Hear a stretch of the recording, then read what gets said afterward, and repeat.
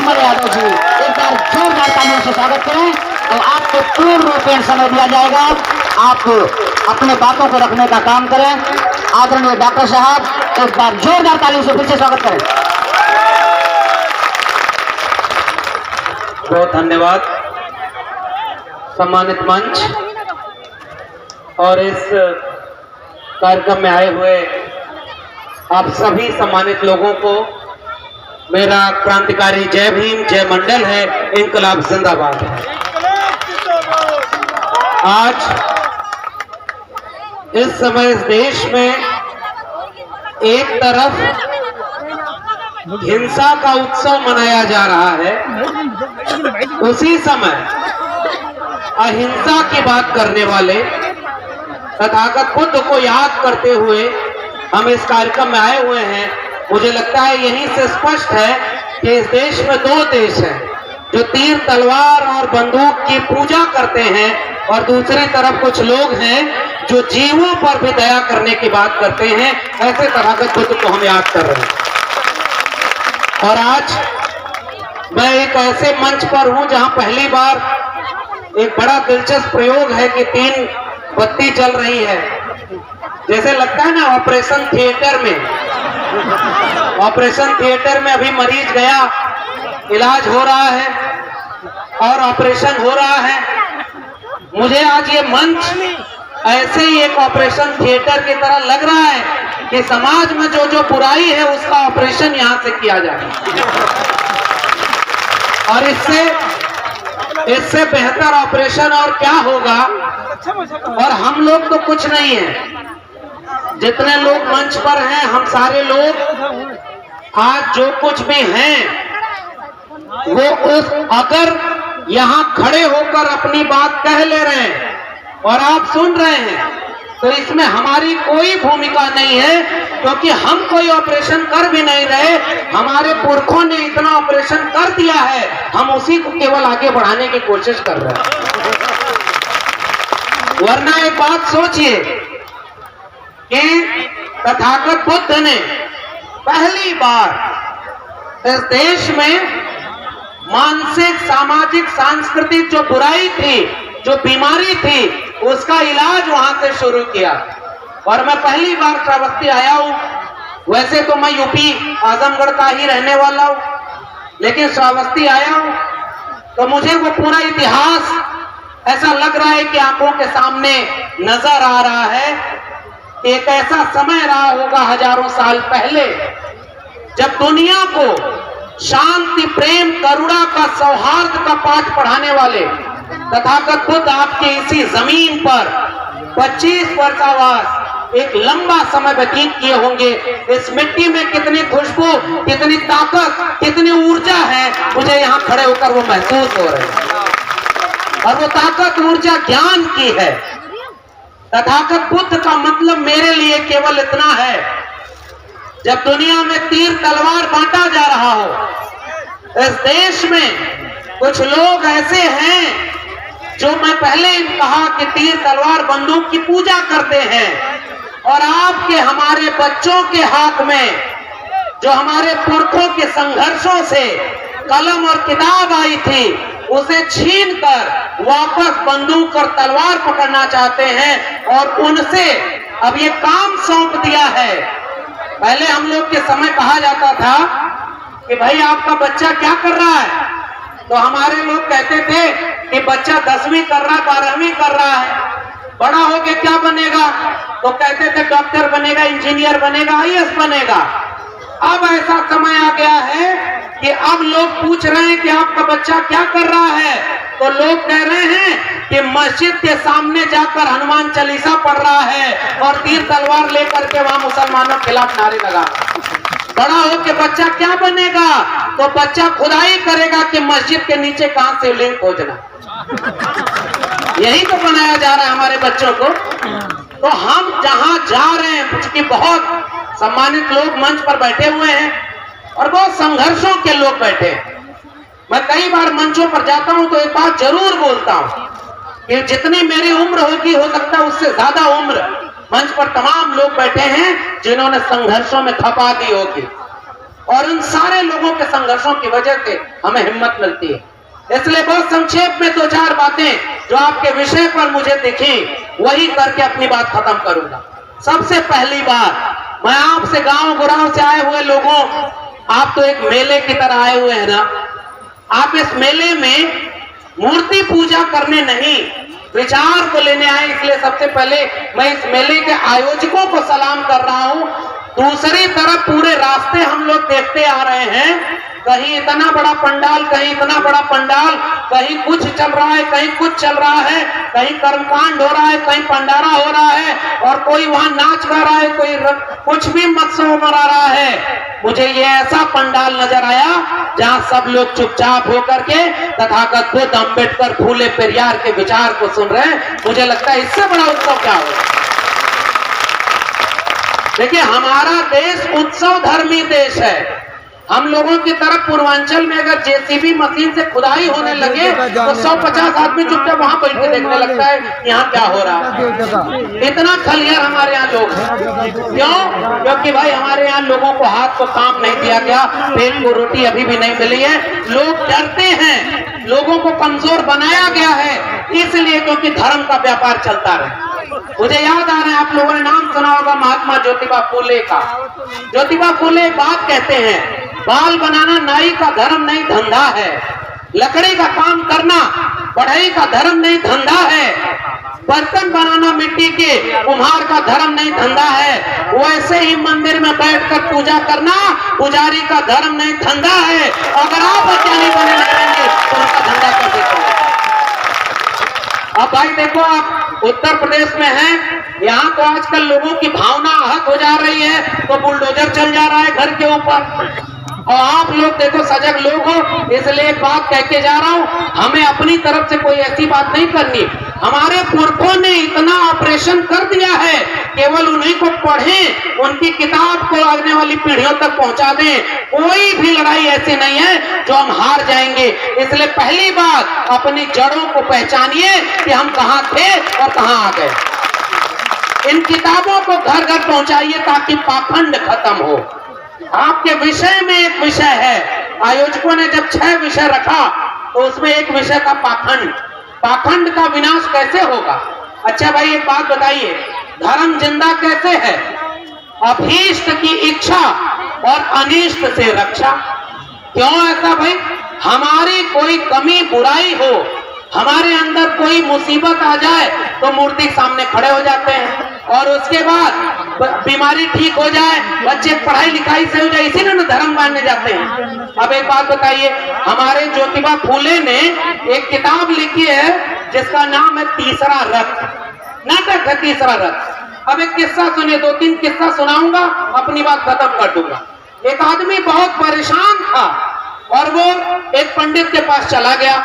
उसने कहा कि हुजूर बड़ा परेशान हूं। पंडित ने कहा लाओ तुम्हारा ग्रह नक्षत्र देखते हैं। पंडित ने देख के कहा कि तुम्हारा शनि ठीक जगह पर नहीं है, शनि खराब है, इसलिए तुम्हारे जीवन में विपत है, आफत है, मुसीबत है, घर में बीमारी है, बच्चा पढ़ नहीं रहा, उसको नौकरी नहीं, घर नहीं, खाने को रोटी नहीं, तो शनि ठीक हो जाएगा तो तुम्हें जो है मुसीबत ठीक हो जाएगी। तो बोला वो आदमी कि भाई क्या करना होगा? तो पंडित ने बोला हवन कराना होगा। तो वो आदमी बोला कितना खर्चा आएगा? तो कहा कि 10,000 रुपया खर्चा आएगा। तो वो आदमी बोला कि साहब 10,000 तो नहीं है। तो थोड़ी देर बाद पंडित बोला कि अच्छा चलो त्योहार वाली सेल लगा देते हैं, 50% डिस्काउंट, 5,000 रुपए में तुम्हारी हवन हम पूरा करा देंगे। मैं ये अपनी बात नहीं कह रहा हूँ भाई, देखो पढ़ा लिखा व्यक्ति हूँ, मैं अपनी किताब का रेफरेंस देकर बोल रहा हूँ। महात्मा ज्योतिबा फूले ने लिखा है, किताब का नाम है तृतीय रत्न, उस नाटक में ये कहानी लिखी है। वही फूले जिन्होंने हमारे बच्चों के लिए, हमारे लिए पहला स्कूल खोलने के लिए घर छोड़ना पड़ा और लोगों की लाठी खानी पड़ी, गाली खानी पड़ी, और सावित्रीबाई फूले और ज्योतिबा फूले ने स्कूल खोल दिया। और आज हम जैसे हजारों लोग आंख में आंख डाल करके जालिमों से कहते हैं कि हम बिरसा फूले, अम्बेडकर, पेरियार के बारे में। उस फूले की बात बता रहा हूं। तो वो आदमी गया तो कहा कि पंडित जी 5,000 रुपया भी नहीं है। तो उसके बाद वो बोला कि अच्छा चलो 1000 रुपए में तुम्हारी हवन करा देंगे। तो वो बोला कि 1000 भी नहीं है, कोरोना में नौकरी चली गई, 12 करोड़ नौकरी जो गई उसमें हमारा भी था, घर में पैसा नहीं है, हवन कराएंगे कैसे। तो पंडित ने बोला कि अच्छा एक काम करो, 1000 रुपए 100 रुपए दे दो, एक मंत्र दे देता हूँ, शनि जब पैसा हो जाए तो ठीक करा लेना, ये मंत्र ले लो। वो आदमी खड़ा होकर दोनों जेब निकाल कर कहा कि मालिक मेरे जेब में एक फूटी कौड़ी नहीं। नाराज होकर पंडित खड़ा होकर बोला कि जब तेरे जेब में एक फूटी कौड़ी नहीं है तो जा बेटा, शनि तेरा कुछ नहीं बिगाड़ सकता। सारा धर्म कहां से जुड़ा है? जेब से। ओ ये नोटबंदी हुई साहब, नोटबंदी में पुरानी नोट 500,000 की बंद हो गई। एक आदमी ऐसे ही भक्त था, कहा कि पूरे जन्म का गुनाहों की माफी चल के आज ही बजरंगबली से मांग लेते हैं, और पुरानी वाली जो बंद हो गई नोट थी धड़ाधड़ मंदिर में चढ़ाने लगा। अचानक एक व्यक्ति बीच में आ गया और कहा कि अरे मूर्ख, ये नोट कैसी चढ़ा रहा है, ये नोट तो बंद हो गई है। तो वो आदमी बोला अरे भगवान को थोड़ा ही पता है कि ये नोट बंद हो गई है। और सुनिए, उसके बाद वो जो बीच में आदमी आया था वो बोला कि भगवान थोड़े ही नोट लेता है जो उसको पता है, वो जो नोट लेता है उसको पता है कि 500 की नोट बंद हो गई है, इसको नहीं चढ़ावा चढ़ सकता। इसलिए धर्म का एक ही धंधा है, आपके जेब की पूंजी लेना। एक जादूगर आता है ना, अब तो उनका भी बिजनेस व्यापार खत्म हो गया। मदारी खेल दिखाने आता है, जमीन से मिट्टी उठाता है और जेब हाथ में रगड़ करके उस पे 20 पैसा 1 रुपया बना देता है और आपसे 10 रुपया ले जाता है। आपके मन में कभी ये नहीं आता कि अगर मिट्टी से पैसा बनाना होता तो ये गांव-गांव जाके जादू क्यों दिखाता। अगर धर्म से इस देश को बचना होता तो जब भारत आजाद हुआ तब इस देश की आबादी थी 30 करोड़ और देवता थे 33 करोड़, फिर भी ये देश गुलाम क्यों था भाई? ये सवाल हमारा है। और इसलिए हम इस बौद्धिक और तार्किक मंच पर पहली अपील माताओं, बहनों, बुजुर्गों आपसे ये करने आया हूँ। मैं इसी आजमगढ़ का, हमारे पुरखे गाय भैंस चराते थे साहब, हम लोगों को तो पता ही नहीं था कि एक दिन दिल्ली विश्वविद्यालय के प्रोफेसर बनेंगे और एक दिन आप जैसे लोग हमें बुलाकर सम्मानित करेंगे। मैं ये बार बार सोचता था कि हमारे घर वाले अगर मेहनत न करते तो हम यहाँ तक नहीं पहुंच पाते। ये सही बात है, मगर बाद में मुझे समझ में आया कि घर वाले तो बहुत लोगों के बहुत मेहनत करते हैं। अगर इस मुल्क में भारत का संविधान और मंडल कमीशन न होता तो मैं कभी यहाँ खड़ा नहीं होता और आपसे आंख में आंख डाल के बात नहीं करता। इसलिए हमारे कंधों पर एक कर्ज है साहब।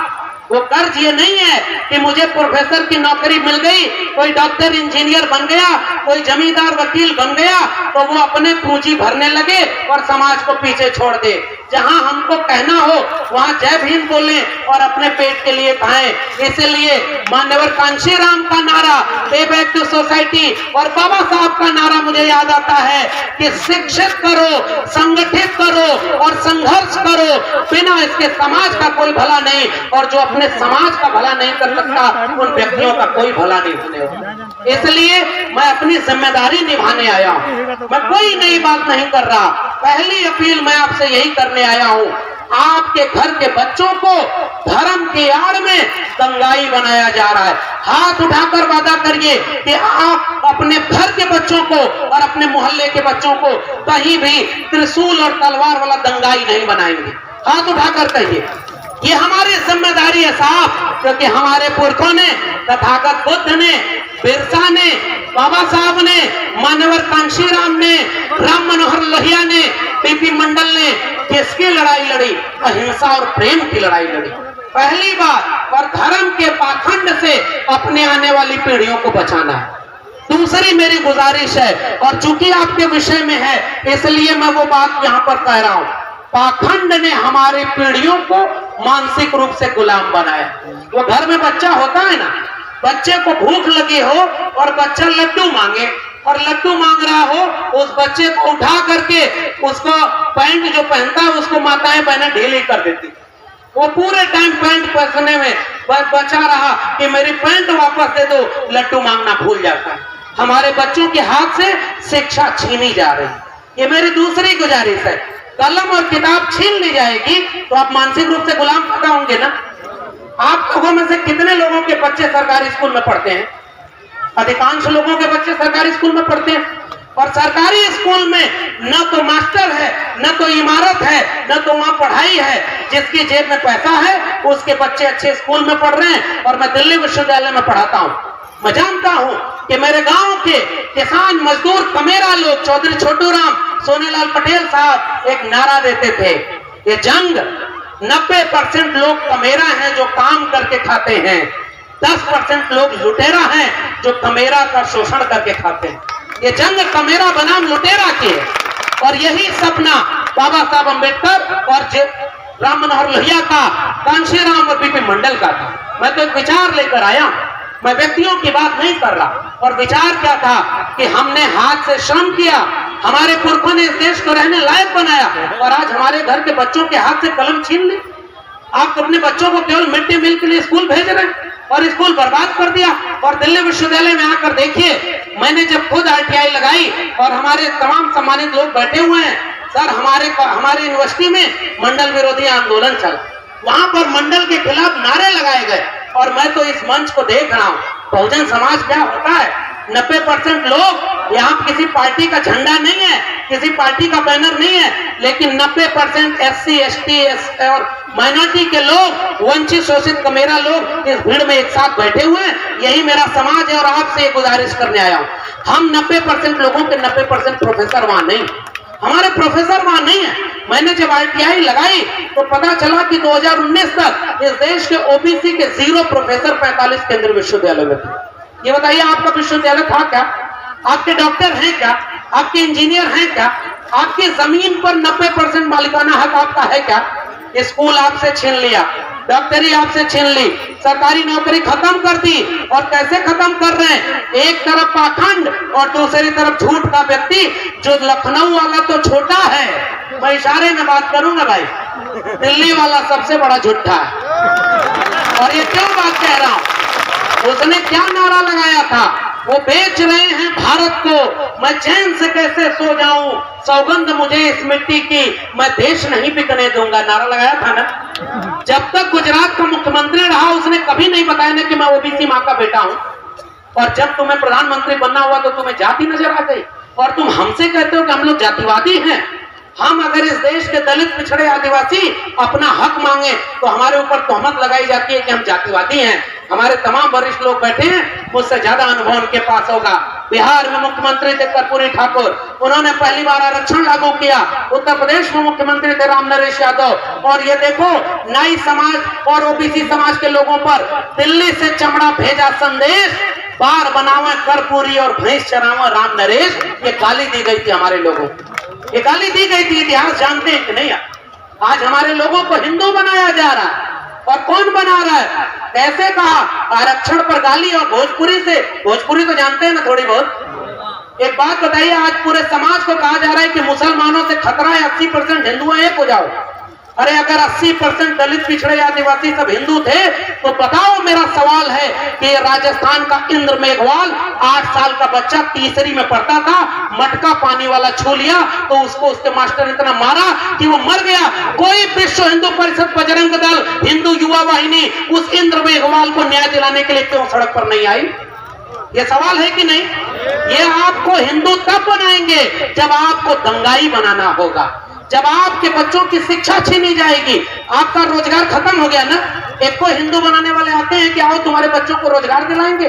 अरे राम मंदिर के नाम पर चंदा, और उसके बाद उसको भी खा गए, क्योंकि ये तो राम मंदिर के नाम पर पूरे देश में दंगा की सियासत किया इन्होंने। और हमारे लोगों ने लहू पोंछने का काम किया। डॉक्टर अंबेडकर जब भारत लौटे तो उन्होंने तलवार नहीं पकड़ी, कलम पकड़ी, एक लहू का कतरा नहीं बहाया। और पीढ़ी दर पीढ़ी हमारे लोगों को इतना न्याय दे दिया है कि वो संविधान जब तक रहेगा तब तक हम जिंदा रहेंगे। अरे चलिए, मेरी गुजारिश, वक्त बहुत हो गया है, इसलिए संक्षेप में अपनी बात कर रहा हूं कि हमारे बच्चों के हाथ से शिक्षा छीन ली गई। मैं चूंकि विश्वविद्यालय में पढ़ाता हूं और अभी ठेके पर प्रोफेसर हूं, ये बात भी जान लीजिए, परमानेंट भी नहीं हूं। क्योंकि वो जो आया था ना फकीर, जो बोला ना कि देश नहीं बिकने दूंगा, सबसे पहले उसने शिक्षा बेच दी। यही जागरूक करने आया हूं माताओं बहनों। गांव गांव छोटी छोटी बस्ती में जागरूकता कार्यक्रम करना होगा। इस कार्यक्रम में तो आप चले जाओगे, आप जोर से जय भीम बोलोगे, आप बाबा साहब को याद करोगे, लेकिन अगर हमारा समाज बचा नहीं तो बचाएंगे कैसे? शिक्षा को बचाइए। और कौन सी शिक्षा? डिग्रियों वाली नहीं। बाबा साहब ने कहा ना कि वो शिक्षा शेरनी का वो दूध है, जो पिएगा वो दहाड़ेगा। दहाड़ने वाली शिक्षा